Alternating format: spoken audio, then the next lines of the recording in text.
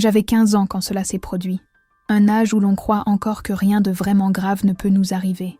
À l'époque, mon meilleur ami était Anthony. Nous faisions tout ensemble. L'école, les jeux vidéo, les blagues idiotes, les projets qui ne menaient jamais à rien.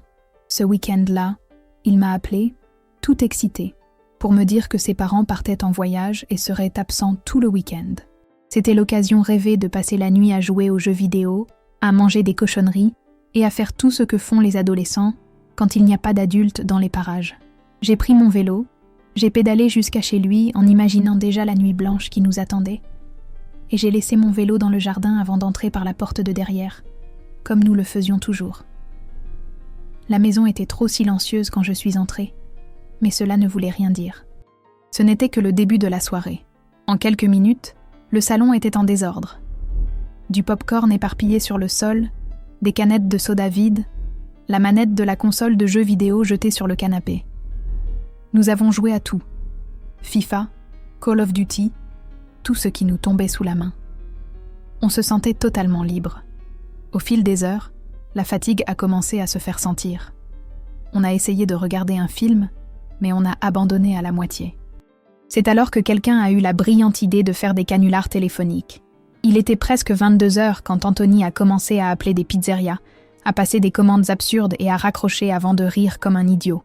Quand mon tour est arrivé, je n'avais jamais fait ça auparavant. J'ai pris le téléphone avec un peu de maladresse et j'ai commencé à composer des numéros au hasard en attendant que quelqu'un réponde. À la 4e tentative, quelqu'un a répondu. Ce n'était pas un « allô », c'était un « oui », dit d'une voix grave, rauque, presque grognante. Cela m'a déjà mis mal à l'aise. Anthony riait en arrière-plan, ce qui m'a fait bégayer au milieu de la phrase et finir par éclater de rire. Le silence s'est immédiatement installé à l'autre bout du fil. Pas de rire, pas de réponse. Je me suis ressaisie, j'ai forcé ma voix et j'ai continué le canular, essayant d'improviser quelque chose de sensé. J'ai demandé si je pouvais emprunter une roue de sa voiture. Il y a eu une pause trop longue avant la réponse. Puis, il a parlé, d'une voix basse et ferme, me demandant mon nom. J'ai répondu n'importe quoi, j'ai dit que je m'appelais Bob. La réponse est venue immédiatement, sans hésitation. Il a dit « Vraiment ? Ce n'est pas Anthony ?» Ces mots m'ont frappé comme un coup de poing dans l'estomac. J'ai immédiatement levé les yeux vers Anthony. Son visage avait complètement perdu sa couleur. Les yeux écarquillés, le sourire disparu, le corps raide. J'ai raccroché immédiatement. Je ne voulais plus rester connecté à cette voix une seconde de plus. J'ai demandé qui était cette personne. Il a juré qu'il ne savait pas. Je lui ai demandé si l'identifiant d'appel affichait son nom. Il a répondu que non, que c'était le nom de son père qui apparaissait. Nous sommes allés sur l'ordinateur pour essayer de comprendre comment quelqu'un avait pu découvrir son nom à partir d'un simple numéro de téléphone. Rien n'avait de sens.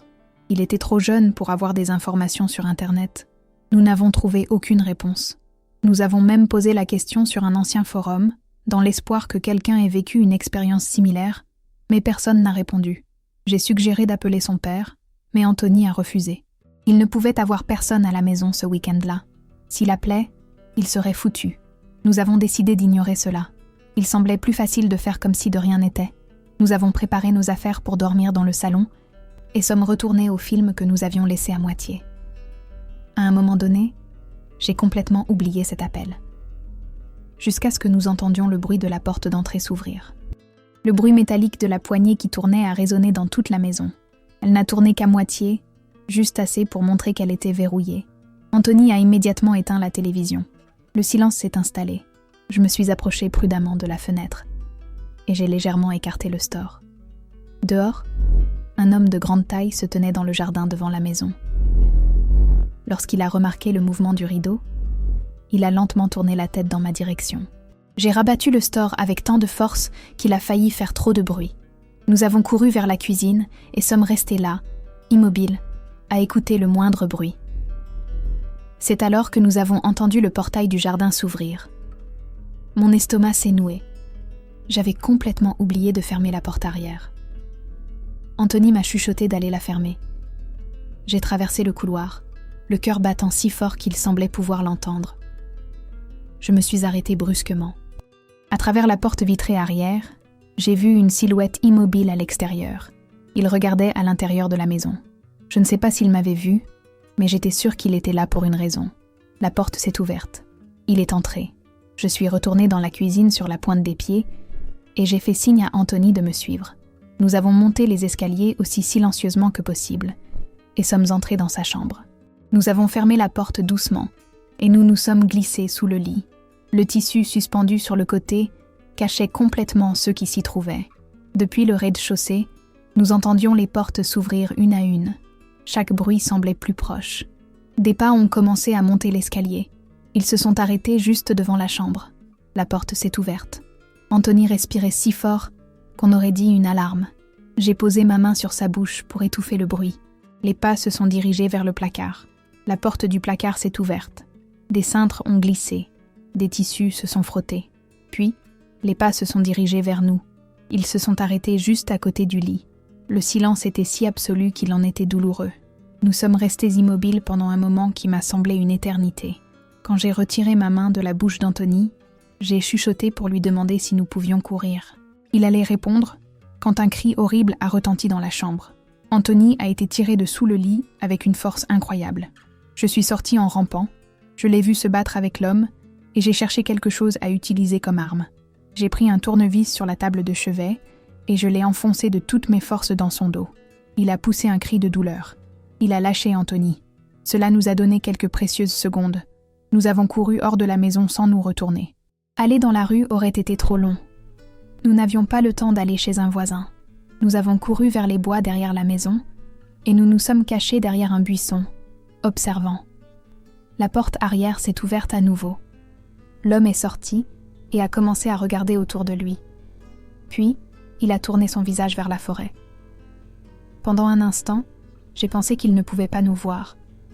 Puis, soudain, il a commencé à marcher dans notre direction. Nous avons couru. Les feuilles sèches trahissaient chacun de nos pas. Anthony a trébuché et est tombé. Nous nous sommes baissés, essayant de rester invisibles. Les pas se sont rapprochés rapidement, puis ont ralenti. Ils se sont arrêtés à quelques mètres de nous. Nous sommes restés allongés sur le sol, sans respirer. Puis les pas se sont éloignés. Nous avons attendu jusqu'à ce que nous n'entendions plus rien et nous sommes retournés en courant à la maison. Nous avons tout verrouillé. Nous avons appelé la police. Pendant qu'Anthony leur parlait, je regardais par la fenêtre arrière. Il faisait trop sombre pour voir quoi que ce soit. J'ai allumé la lumière extérieure. Là, près des arbres, il était debout. Il observait. Lorsque la lumière s'est allumée, il s'est retourné et a disparu dans les bois. Nous n'avons plus jamais revu cet homme. 5 ans ont passé. Rien d'autre ne s'est produit. Mais aujourd'hui encore, je me demande si cela avait un rapport avec cet appel téléphonique. Cela n'a aucun sens. Mais rien de ce qui s'est passé cette nuit-là n'en avait. Après cet épisode, j'ai mis beaucoup de temps à retrouver un sommeil normal. Le sentiment constant que quelqu'un pouvait nous observer, même lorsque tout semblait calme, ne m'a jamais complètement quitté. Mais la vie a continué, comme toujours. Les années ont passé, j'ai grandi, je me suis mariée, et j'ai commencé à croire que ces choses horribles appartenaient au passé. Jusqu'à la nuit où j'ai décidé de quitter la maison après une nouvelle dispute qui semblait trop insignifiante pour avoir dégénéré de cette façon. Ma femme et moi nous disputions depuis un certain temps déjà, mais cette nuit-là c'était différent. Elle se plaignait de tout. Chaque mot semblait chargé de colère. Le déclencheur était ridicule. J'avais oublié de rabattre le couvercle des toilettes. Cela s'est transformé en un discours interminable, crié, strident, qui a épuisé le peu de patience qu'il me restait. À un moment donné, j'ai compris qu'il était inutile de discuter.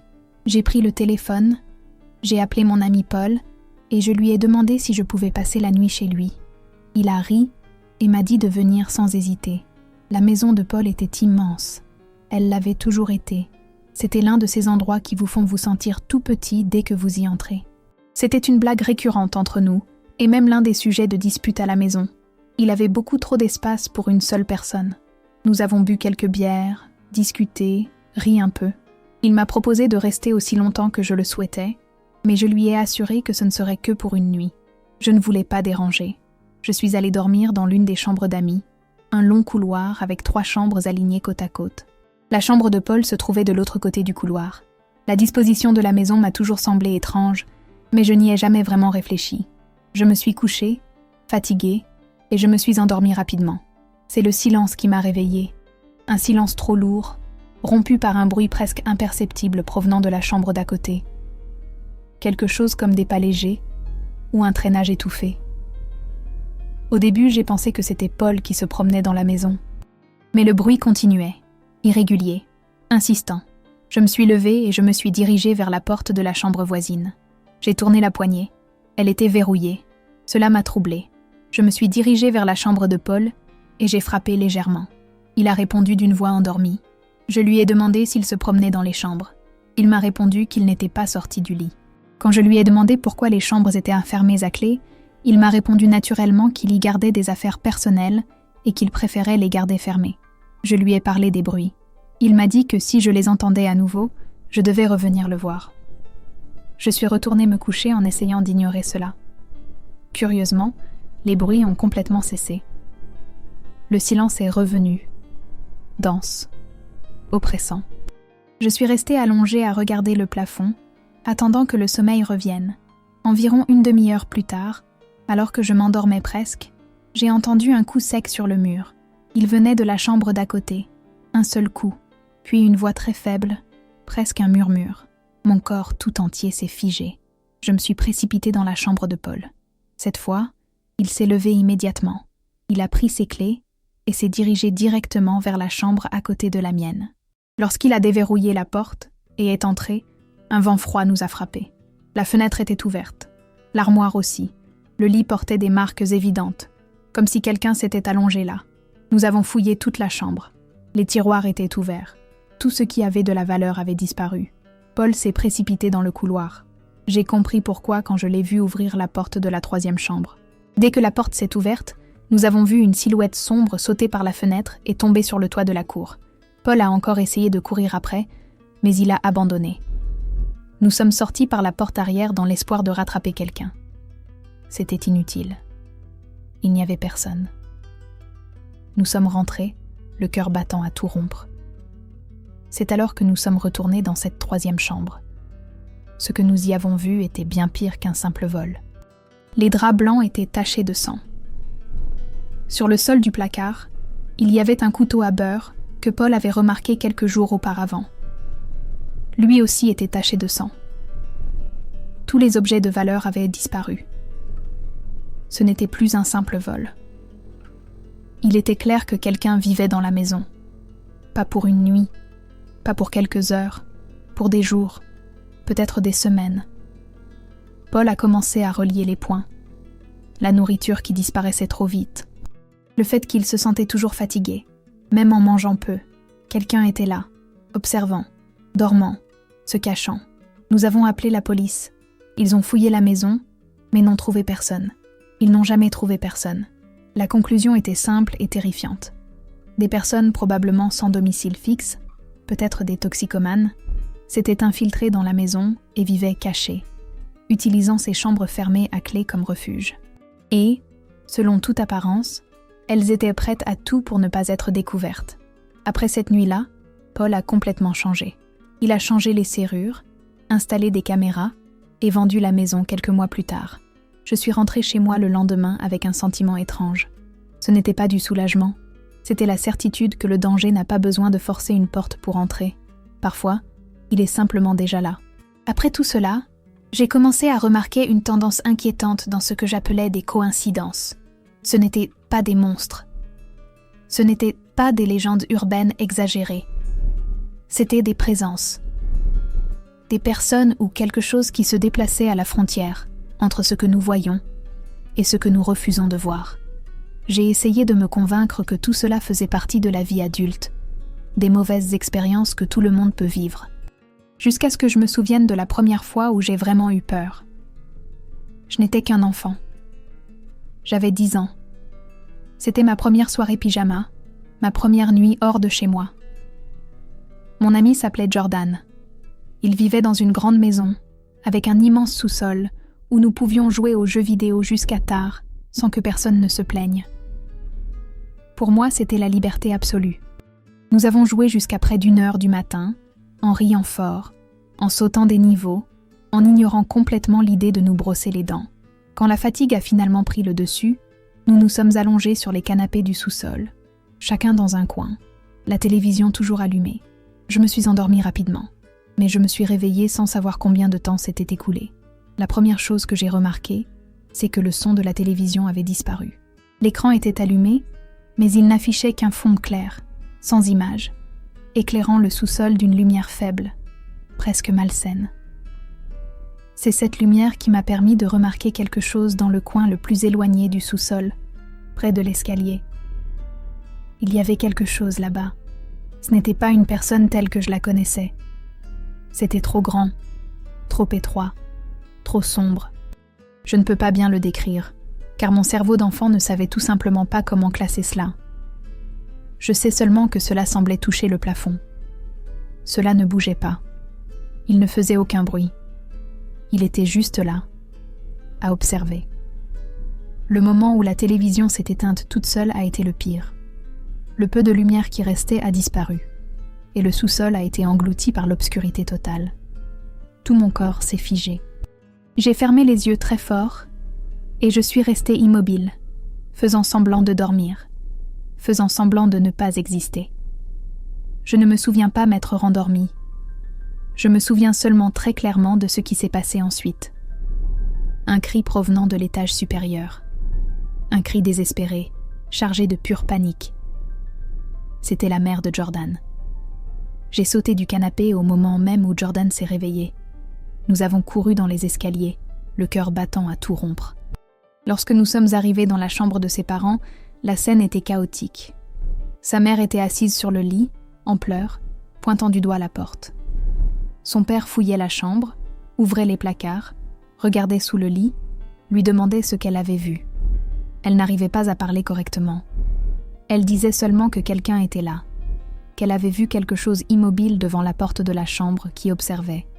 Son père a couru dans toute la maison, allumé toutes les lumières, ouvert les portes et les fenêtres. Il n'y avait personne, aucun signe d'effraction, aucune fenêtre ouverte, aucune porte déverrouillée. La maison était exactement comme elle avait toujours été. Nous n'avons plus jamais dormi dans le sous-sol après cette nuit-là. Les années ont passé. Jordan et moi sommes toujours amis aujourd'hui. J'ai abordé le sujet plusieurs fois, mais il évite toujours la question. La dernière fois que j'en ai parlé, il est resté silencieux pendant un long moment. Puis il m'a dit que sa mère détestait parler de ça. Mais une fois, une seule fois, elle a admis avoir vu une silhouette grande et sombre, debout à la porte de sa chambre, qui la regardait. Quand j'ai entendu cela, mon estomac s'est glacé, parce que je savais exactement ce qu'elle avait vu. C'était la même chose qui se trouvait dans le sous-sol cette nuit-là. Ce qui me perturbe le plus aujourd'hui, ce n'est pas d'essayer d'expliquer si c'était quelque chose de surnaturel ou non. C'est de réaliser à quel point ces histoires sont liées par un sentiment commun, le sentiment d'être observé, de ne pas être seul, même quand tout semble sûr.